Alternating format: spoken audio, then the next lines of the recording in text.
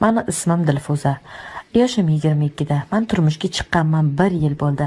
Men erim bilan aloqalarimiz yaxshi edi. Erim to'yimizdan keyin 3 oy o'tib Rossiyaga ishga ketgandi. Oilada erim, qaynotam va qaynukam bor. Mani visol onlarim hali tugamasidan kelib qoldilar. Men unchalik to'ymasdim. Erim bilan yotganimizda va erim juda tez bo'shanib qo'yardi. Men esa ko'proq xohlardim. Erim bo'lsa o'zini bo'shatib meni o'ylamasdi. To'y qilaman deb ancha qarzga kirib qolgan ekanlar Rossiyaga ishga ketib qoldilar. 1 yildan kanalga obuna bo'ling. Videolarni o'tkazib yubormaslik uchun qo'ng'iroqcha tugmasini bosib qo'ying.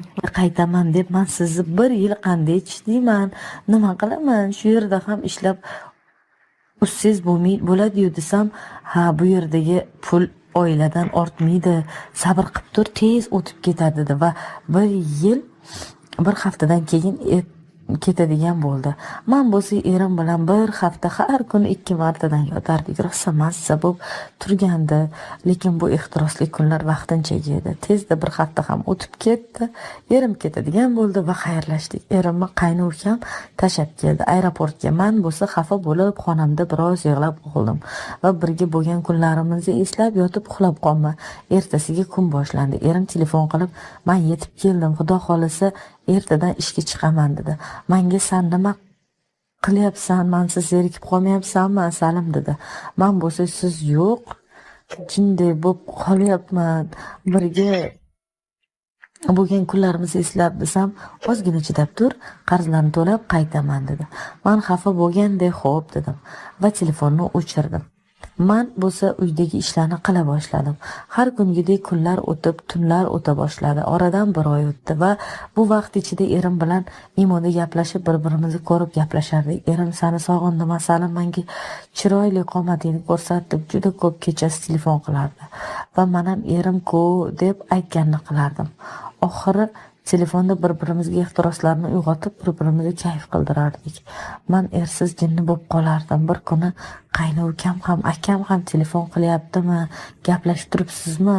Menga 1 haftada 1 telefon qiladilar dedi. Men "Ha, gaplashib turibmiz" dedim. "Ha, qiynalib qolmayapsizmi?" deb kuldi. "Nimaga qiynalaman? Hamma sharoit bo'lsa" desam, "Ha" deb qo'ydi. Men shamasidan tushundim nima demoqchiligini. Kanalga obuna bo'ling. Videolarni o'tkazib yubormaslik uchun qo'ng'iroqcha tugmasini bosib qo'ying. Keyin kechasi vannaga kirib yuvinib tursam, kimdir tepadagi oynadan qarayapti. O'zimni ko'rmaganga olib yuvinaverdim. Keyin qarasam qaynukam ekan. Meni ko'rganimni sezmadi va indamay ko'rmagandek yuvinaverdim.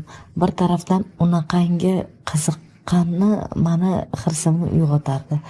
Erim ketganiga ancha bo'lib qoldi. Rosa birga bo'lishni sog'ingandim. Ancha vaqt yuvinib o'zimni vannada massaj qila boshladim. Vannani to'ldirib yotib o'zimni bo'shantirdim. Hali ham qaynukam qarab turardi. Men bildirmasdan ham uyog'imni ko'rsatib cho'milardim va bir nima taq etib tushdi. Qaynukam yiqilib ketdi va tezda qochib ketdi. Meni bilmasin deb, lekin men ancha oldin ko'rib bo'lgandim. Yuvinib bo'lib chiqib uyga kirib yotdim. Ertasiga choy ichib o'tirsak, qaynim menga qarab o'ylanib qoldi va "Ukam, nima o'ylanasiz?" desam, "Shunchaki bir nimani eslab xayol surib qolmanda" dedi. Men bo'lsa kechagi vannadagi holatim nima desam, ichayotgan choy tiqilib qoldi. "Nima deysiz? Tushunmadim sizni" deganda, "Kecha sizni ko'rgandim. Vanna derazasidan qarab turganingizni" desam, qizarib ketdi. "Men sevganingiz bormi? Uylantirib qo'yaylikmi" desam, kulib, "Akam yaqinda uylandi. Endi navbat bizga-da" deb kuldi. Men uni ko'rib erimni sog'inganimga u bilan bo'gim ketyapti. Kechagi ishingizni akangizga aytib beraman deb uni qo'rqitdim. "Iltimos etmang opa, akam bilsa o'ldiradi"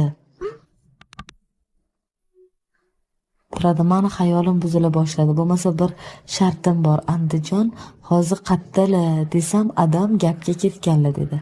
"Men bo'lmasa sizga zo'r ish bor. Akangiz ketganiga 4 oydan o'tdi. Men ham ayolman, erni xoliyman" dedim. "U bo'lsa bu nima deganingiz" dedi. "Men bo'lsa men bilan yotasiz" dedim. Man bo'lsa man bilan yotasiz deganimdan keyin o'ylanib qoldi va xo'p deb ko'ndi. Lekin man biroz o'ylanib qoldim. Nimalar qilaman? Bu erim ukasi bo'lsa deb erimga xiyonat qilib keyin yuziga qanday qarayman? Mani deb ishlab yuribdilar-u Rossiyalarda deb keyin hazillashdim. Juda yomonsiz uka. Bu gapni unuting. Anu ishingizni men unutaman deb tanbeh berib qo'ydim. Akasiz sizni uylantiramiz. Yana bir marta shu ishni qilsangiz aytib beraman.